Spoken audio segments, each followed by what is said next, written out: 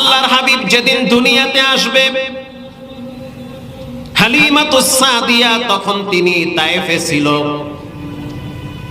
সংবাদ পাইল মক্কায় অনেক বাচ্চা ভূমিষ্ঠ হয়েছে। আমিনা বলেন, যখন রাহমাতুল লিল আলামিন আমার ঘরে পদার্পণ করেছে, আমার ঘরে কোনো বাতিও ছিল না, কারণ সামর্থ্য ছিল না।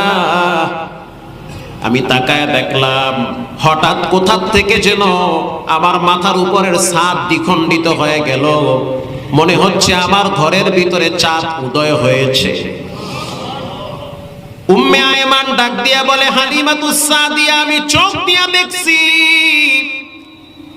যখন মুহাম্মদ সাল্লাল্লাহু আলাইহি ওয়াসাল্লাম প্রথম দুনিয়াতে পদার্পণ করে, তখন তার মাথাটা সেজদা অবস্থায় ছিল।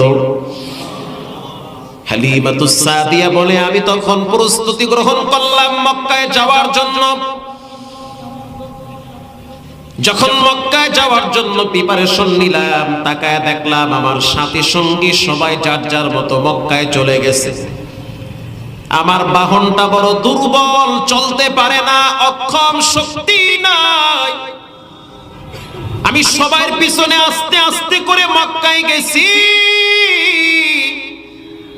মক্কায় যাওয়ার পর শুনতে পাইলাম আমার বন্ধু বান্ধব, আমার বান্ধবীরা, সাথী সঙ্গীরা, সম্ভ্রান্ত ফ্যামিলির, ধনী ফ্যামিলির বাচ্চাদেরকে নিয়ে তারা চলে গেছে। একটা বাচ্চা আছে, যেই বাচ্চাটার বাবা দুনিয়াতে নাই। বাপ নাই বিদায় বাচ্চাটারে কেউ নিতেও চায় না।